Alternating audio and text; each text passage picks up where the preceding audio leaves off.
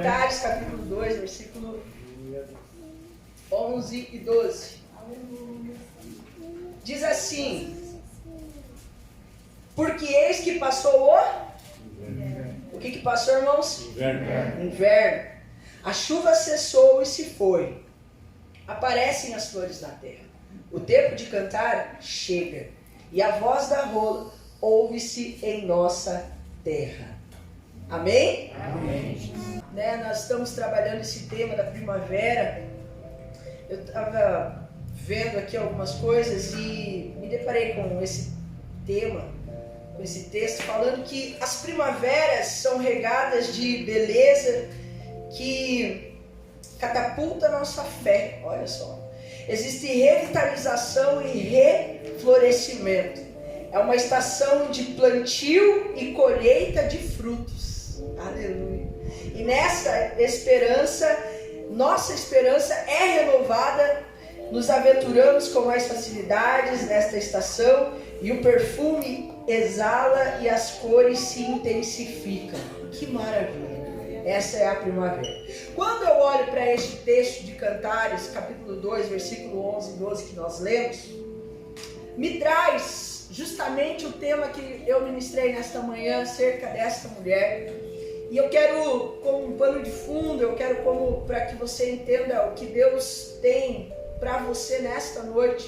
Eu quero que você abra a tua Bíblia no livro de Ruth e deixe ela aberta ali no capítulo 1 e nós vamos discorrendo alguns versículos para que você possa entender o que Deus tem para nós neste momento.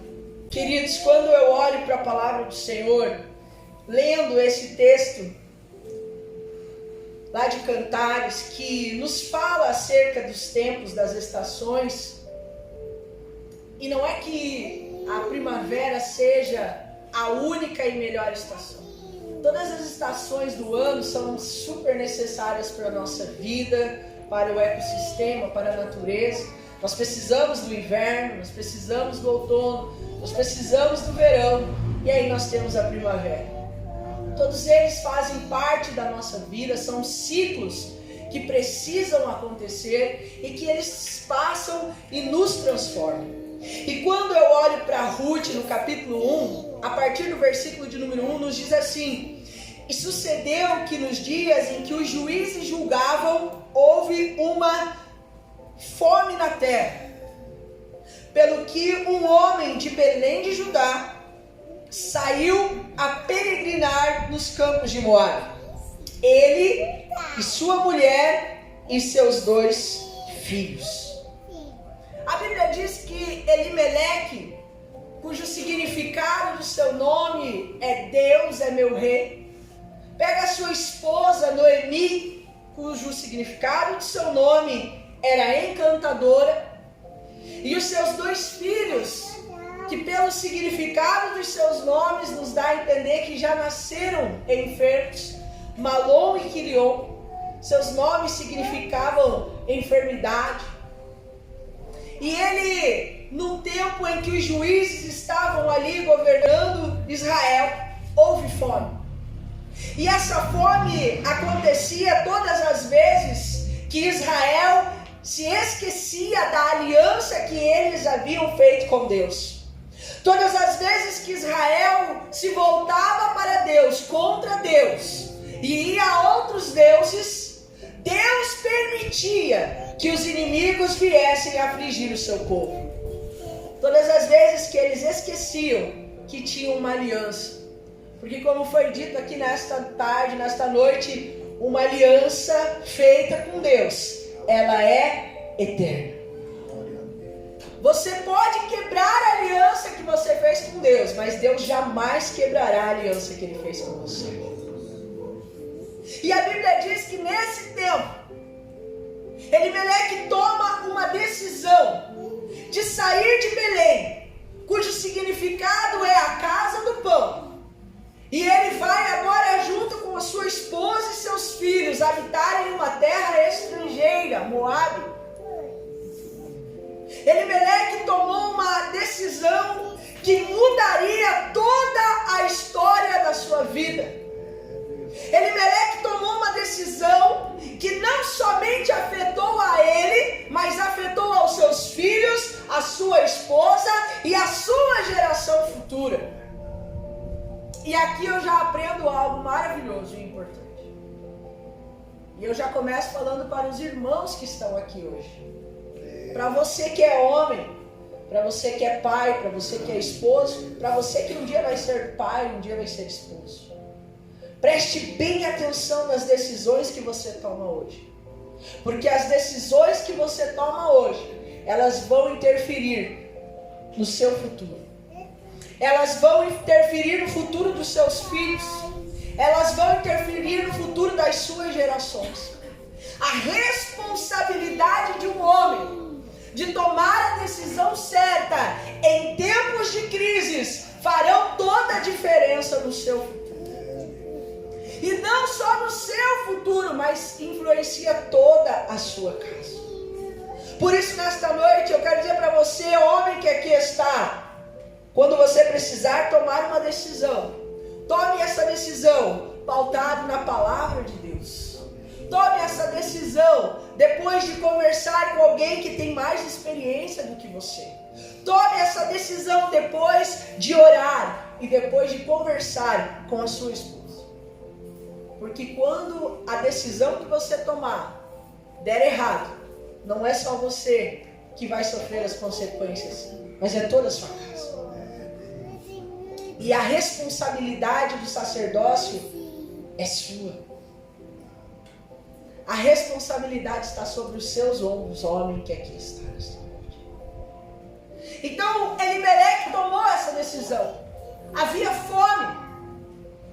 Talvez, pastor, ele não tinha a intenção de prejudicar a sua família. Talvez ele, olhando para a situação, para a escassez que estava em Belém, ele achou melhor juntar as suas coisas, a sua família e ir para outro lugar. O problema, queridos, é que esta escassez, que este tempo, que essa dificuldade não iria durar para sempre. Esta dificuldade, esta prova, esta luta não era uma luta eterna, teria um fim. E talvez se Elimeleque tivesse esperado o tempo certo, ele poderia ter vivido as promessas para a sua casa e para a sua família. O Senhor está dizendo aqui nesta noite para você, presta atenção nas suas decisões. Porque Elimeleque vai sair da casa do pão. Elimeleque vai sair da sua terra, aonde ele tinha bens, aonde ele tinha propriedades, e ele vai para uma terra estrangeira. Ele vai habitar no meio de um povo que não servia a Deus. Ele vai viver no meio de um povo que não conhecia a Deus. E aí a Bíblia vai me dizer, a partir do versículo de número 2, que eles vão para lá. E no capítulo do versículo 3, a Bíblia diz que o Elimeleque morreu. Elimeleque morreu. Mas as decisões dele não morreram com ele. As consequências do seu ato não morreram com ele. Porque agora a esposa está sozinha, está viúva, mas ela tem 2 filhos. E como ela tem 2 filhos, ela ainda tem em quem se apoiar. Noemi ainda tem os seus filhos que na sua velhice poderão cuidar dela.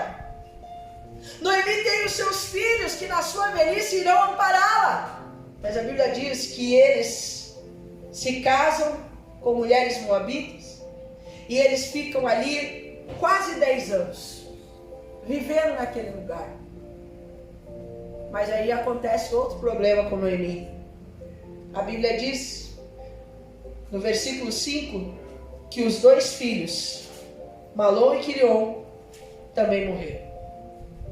E pelo que a Bíblia me diz, eles morreram praticamente no mesmo tempo.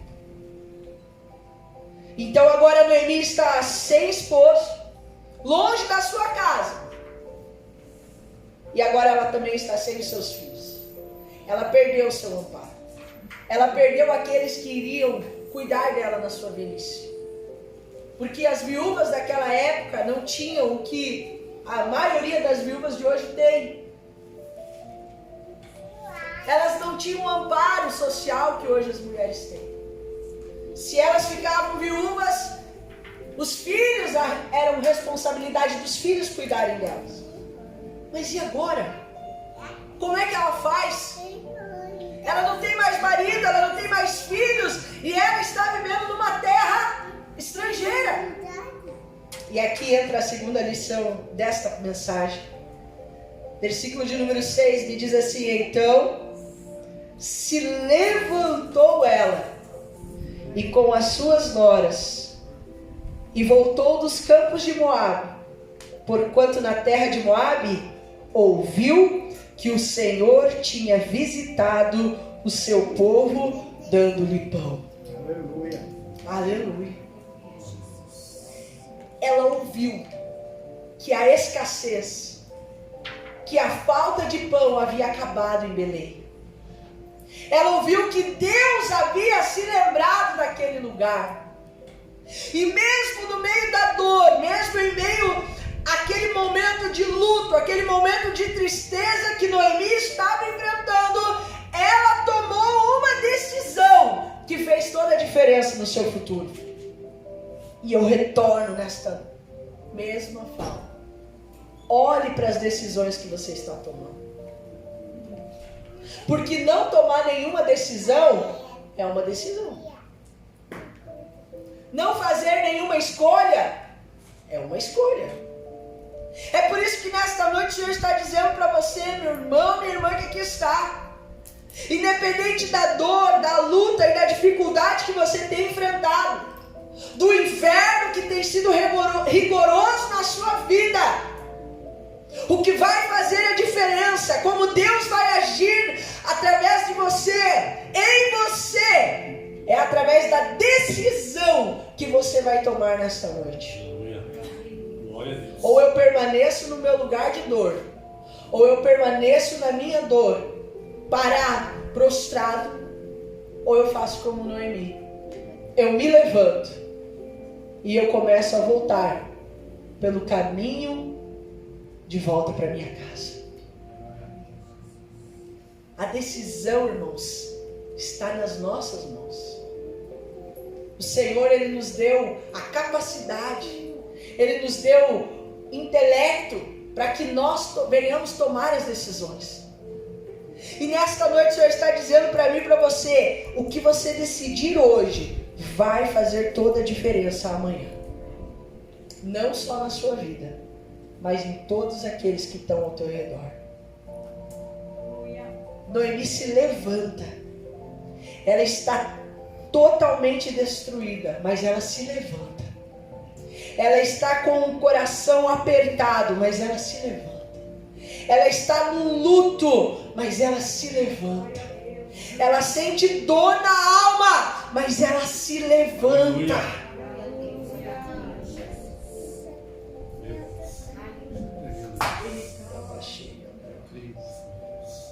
Mas ela se levanta. Ela toma uma atitude. Então ela começa a voltar para Belém, porque ela ouviu que Deus havia se lembrado daquela terra. E a Bíblia vai nos contar, irmãos, que em determinado momento ela olha para as suas noras e diz: voltem para as suas casas, porque eu não tenho mais como cuidar de vocês. Eu não tenho mais filhos para dar a vocês. E mesmo se eu pudesse hoje me casar, eu não teria condições. Volte para vossas casas, volte para a casa dos seus pais. E a Bíblia diz que as suas noras choram, porque amavam a sua sogra. E isso aqui também é forte, irmãos. As noras amavam a sogra. E a sogra amava as noras, viu, irmãos? Glória a Deus. Ao ponto que elas não queriam deixar Noemi. Mas a Bíblia diz que então Orfa se despede e volta para sua casa. E eu fico imaginando Noemi andando e de repente olhando para trás e Ruth atrás dela, e ela diz: o que você está fazendo? Volte também. E Ruth olhou para ela e disse: eu não volto. Aonde você for eu vou. E Ruth disse: não me instes para que te deixe ir. Eu estou lá no versículo 16. e me afaste de ti, porque aonde quer que tu fores, irei eu. E onde quer que pousares à noite, ali pousarei eu. O teu povo é o meu povo, o teu Deus é o meu Deus. Onde quer que morreres, morrerei eu, e ali serei sepultada. Me façam assim o Senhor e outros tantos, se outra coisa que não seja a morte me separar de ti. Glória a Deus. Irmãos, que tremendo. Ruth olha para Noemi e diz: aonde você for eu vou. Se você comer só feijão, eu como só feijão. Se você tiver só farinha para comer, a gente come só farinha, mas eu não te deixo. Era um amor que não tinha apego por coisas. Era uma relação de amizade mútua. Não era uma amizade interesseira. Não havia interesse em Ruth por Noemi, que ela pudesse lhe dar algo, porque ela sabia que Noemi não tinha nada para dar para ela. E como a gente precisa de amizades assim, como a gente precisa de mulheres, de homens que estejam ao nosso lado dizendo: se for para comer só arroz com feijão, eu como com você, mas eu não te deixo. Como a gente precisa de homens e mulheres que tenham um coração firmado na promessa. Como nós precisamos de Ruth, que olhe para a sua pastora, que olhe para o seu líder e diz: olha, eu vou caminhar com você até o final. E eu pergunto para você nesta noite: você tem sido Ruth na vida de alguém? E eu não estou perguntando apenas para as mulheres, mas num sentido figurado, pergunto para toda a igreja: você tem sido Ruth na vida de alguém? Você tem amparado alguém? Você tem dado suporte para as pessoas que estão ao seu lado? Aleluia. Ou talvez você diga para mim: pastora, quem precisa de suporte sou eu. Quem precisa de amparo sou eu. Mas eu quero nesta noite, em nome de Jesus, declarar que este amparo virá sobre a tua vida. Que este suporte vai chegar sobre a tua vida. Só que enquanto ele não chega, seja você o suporte na vida de alguém. Enquanto esse suporte não chega, faça você a diferença na vida de alguém. E comece fazendo a diferença na vida daqueles que moram junto com você. Daqueles que estão todos os dias com você na sua casa, no seu trabalho, na sua igreja. Aleluia. Glória a Deus. E a Bíblia diz, amados, que elas vão chegando na cidade de Belém. E lá no versículo de número 19, elas foram até que chegaram a Belém. E sucedeu que quando elas entram em Belém, toda a cidade se comoveu por causa delas. E eu fiquei pensando sobre isso e entendi algo. Se quando Noemi chegou naquela cidade, 10 anos depois, a Bíblia está dizendo que toda a cidade se comoveu por ela. O que você entende por isso? Que Noemi era uma mulher conhecida. Uma mulher tão conhecida na cidade que mesmo 10 anos depois ela volta e ela não tinha mais o mesmo semblante, ela não tinha mais a mesma feição, porque a dor havia tomado conta dela. A dor havia transformado o seu semblante, mas mesmo assim, quando ela entra na cidade, as pessoas olham e dizem: mas essa daí não é a Noemi? E quando ela ouve alguém dizendo isso, ela diz assim: ei, não me chame mais por esse nome. Eu não quero mais ser chamada de Noemi. Porque não há nada mais encantador em mim. Não há nada mais agradável em mim. Eu parti cheia. Quando eu saí de Belém eu tinha família. Quando eu saí de Belém eu tinha marido. Quando eu saí de Belém eu tinha filhos. Eu parti cheia. Mas agora eu estou voltando vazia. Cheia a partir, porém vazia o Senhor me fez tornar. Porque, pois, me chamareis Noemi? Pois o Senhor testifica contra mim e o Todo-Poderoso me tem afligido. Sabe o que aconteceu com ela? Perdeu a identidade. A dor foi tão profunda, tão aguda, tão grande, que agora ela não tem mais identidade. Ela não se identifica mais como Noemi. Ela ela se identifica como Mara, amarga, triste, vazia, angustiada, agoniada. E talvez eu esteja falando para pessoas que estão se sentindo dessa maneira, que já não conseguem mais ter identidade, já não conseguem mais se olhar no espelho, porque a dor é tão profunda que tudo que vê é amargura. Talvez eu esteja falando com pessoas que dentro da sua casa você está vivendo isso, porque a dor nos transforma. A dor traz para nós sentimentos de abandono. Deus me abandonou. Foi isso que Noemi falou. Deus se esqueceu de mim. A mão de Deus se pesou sobre mim. Mas deixa eu te falar uma coisa, queridos. Não foi a mão de Deus que se pesou contra Noemi. E eu retorno lá de volta. Foi as decisões que o seu marido tomou.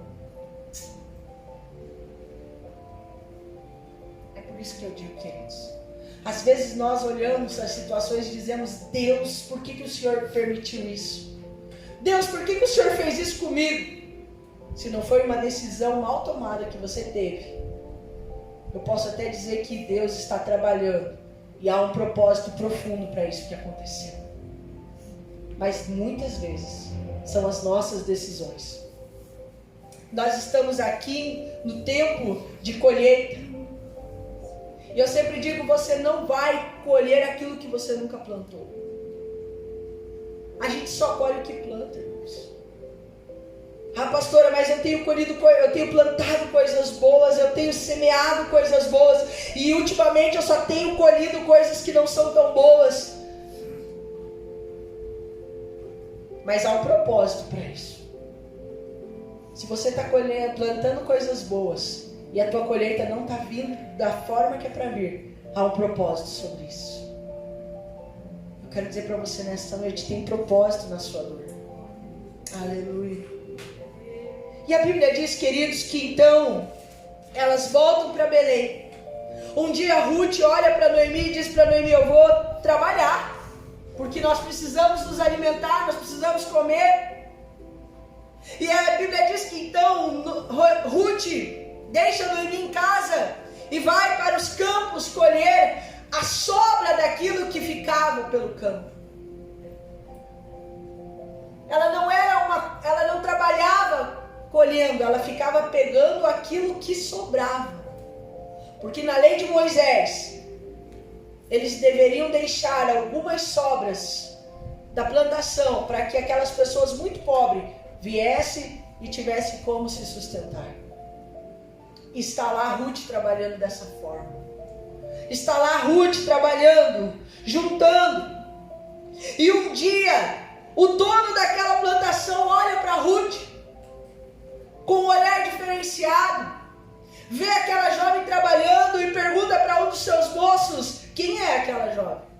E eu brinquei nessa manhã dizendo que às vezes falam que as mulheres gostam de... Não as crentes, né? Gosta de fazer fofoca? Não as crentes, né?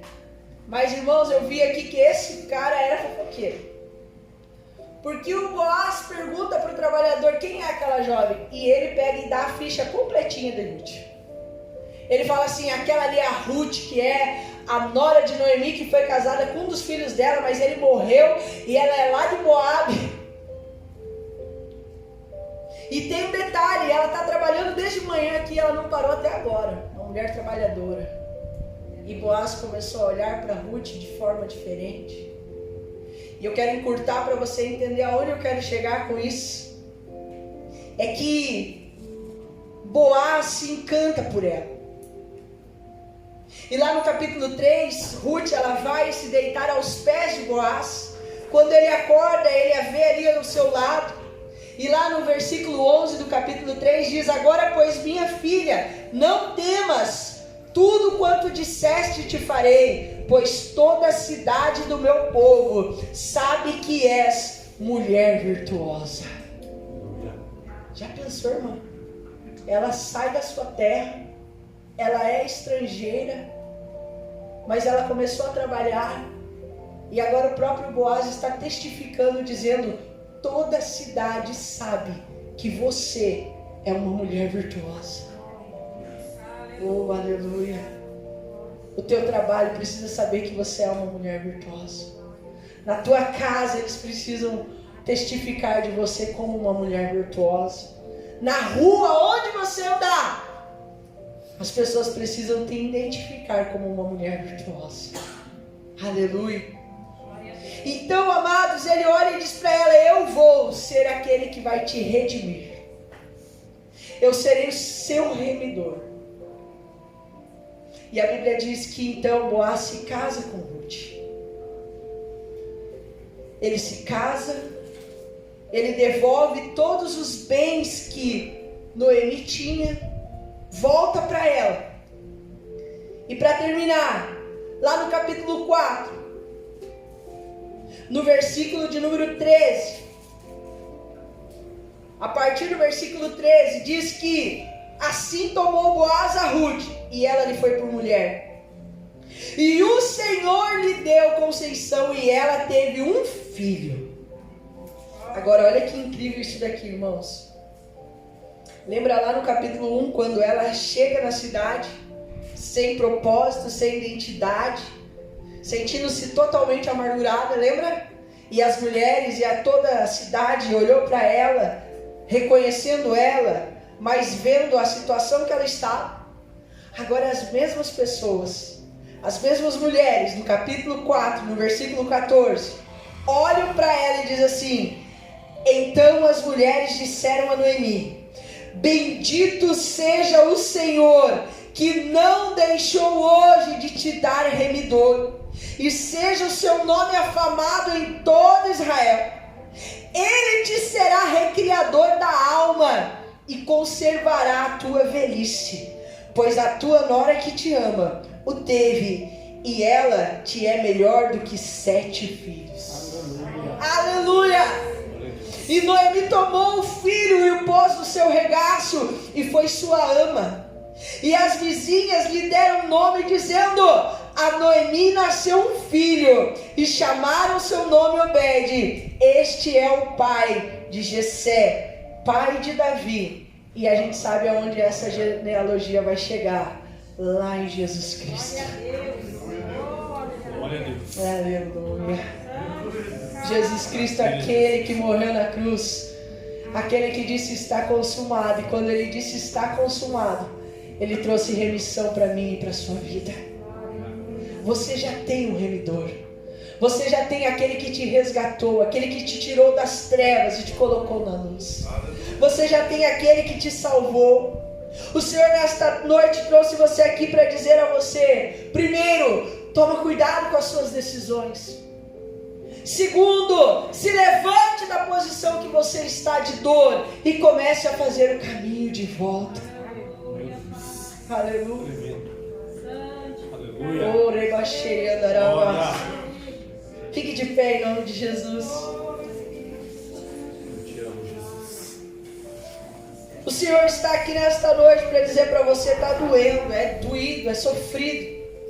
Como eu disse nesta manhã, eu sei que tem pessoas aqui que perderam parentes, que perderam amigos, que perderam alguém próximo nesses últimos 2 anos praticamente.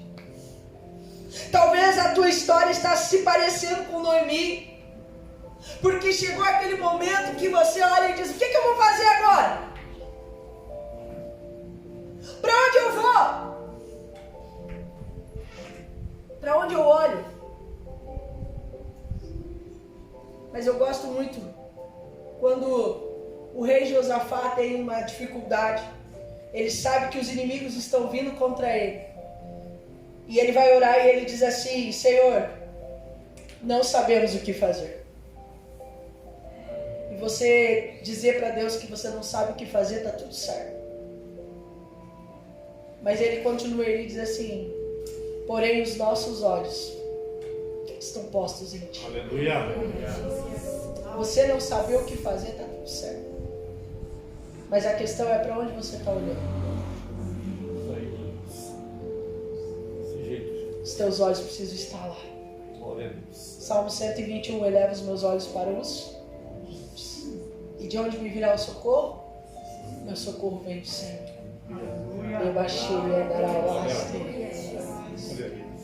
Tá tudo bem orar assim e dizer para ele que não sabe o que fazer. Pode falar para ele. Mas ele me trouxe aqui hoje para dizer para você, não tem problema. Você não saber aonde olhar, o que fazer. Mas olha para ele. Olha para a cruz nessa noite. Orebaxere andarabaste. Irmão, toma cuidado. Irmãos, eu não falei tanto nesta manhã, mas é que o Espírito Santo tem tocado no coração. Você sabe, irmão, que é para você essa palavra. Você sabe que você tem que tomar essa decisão e essa decisão vai mudar toda a história. A decisão de Elimeleque mudou a história dele. Fez a esposa sofrer, os filhos morreram. Mas a decisão de Noemi mudou também toda a história dela. Sabe qual é o problema? A gente fica olhando para as decisões que deram errado. A gente fica procurando culpados. E a gente perde um tempão nisso. Sabia? Deu errado? Tá. O que você vai fazer? Deu errado. Mas agora eu preciso fazer como Noemi. Eu preciso me levantar. E eu preciso seguir adiante. Olhar para Jesus. E dizer para ele, Senhor, qual é a lição que o Senhor quer me ensinar aqui nessa dor? Porque toda dor tem uma lição.